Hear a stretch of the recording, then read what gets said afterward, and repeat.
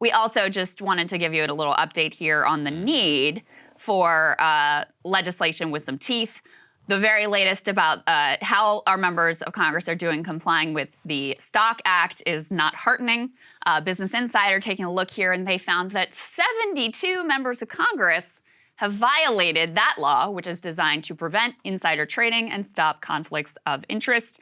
You go down the list, you've got, you got lots of bipartisan issues here.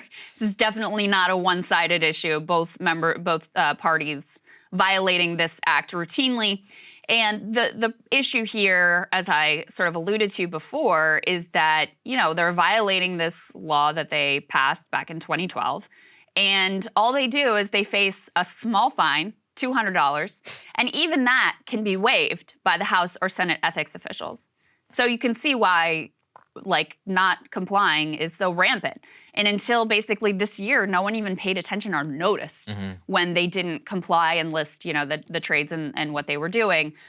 The new bill would up that fine to $1,000. Still not that much teeth, but at least a little bit better than how it is today. But it's pathetic, and you can see how seriously these people take anti-corruption, in spite of all the rhetoric about democracy and all of these sorts of things. I mean, when you look at the size of some of these trades, you're talking about trades in between $500,000 to $1.3 million. So if you have to pay $1,000 fine as opposed to $250, it's like, who cares? It's like especially if you make $1 million trade and you get 20%, who cares about $1,000 fine? That's cost of doing business. That's what they refer. They have to be able to better themselves. Yes, they need to be able to better themselves. Oh my God. It's grotesque. I encourage people to go look at this list where it's like Dianne Feinstein, Tommy Tuberville, Roger Marshall, John Hickenlooper, Rand Paul, Sheldon Whitehouse, Rick Scott, Tom Carper, Bill Hagerty, Cynthia Loomis, Gary Peters, Mark Kelly. It's like Tom Malinowski, Democrat from New Jersey. It's like New Jersey, Republican, all over that. This is as bipartisan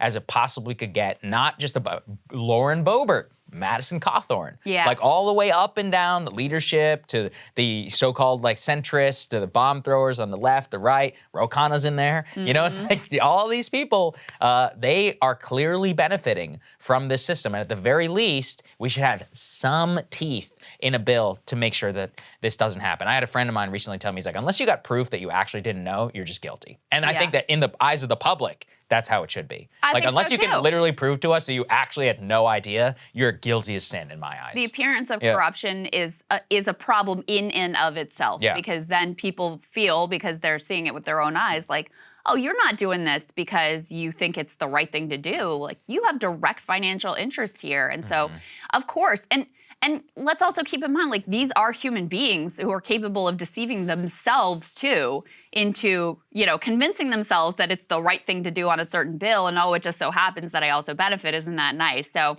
anyway, the reason we continue to cover it is because the only reason that this became an issue and came to the forefront anyway is because of public pressure. That's the only reason they even have a bill drafted. That's the only reason either party feels any sort of pressure to get anything done on this. So if we don't continue to talk about it, continue to expose their corruption and where they fall far short of their rhetoric, then they're going to be happy to let this drop the moment that we stop focusing on it. So that's why we thought it was important to continue to dig in the details here and give you the update about what's going on here in D.C. this week. Absolutely right. Cable news is ripping us apart, dividing the country, making it impossible to function as a society, and making it impossible to know just what is true and what is false.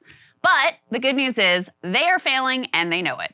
That is why we're building something new, a new mainstream, a healthier one, something more trustworthy, something that we are going to need in one of the most pivotal times in American history. We are building up here for the midterms, for the upcoming presidential election, but we need your help. So if you can help us out by becoming a premium member today at breakingpoints.com, we're trying to change America for the better and the entire world. So what are you waiting for, guys? Go to breakingpoints.com and sign up and help us build a new mainstream.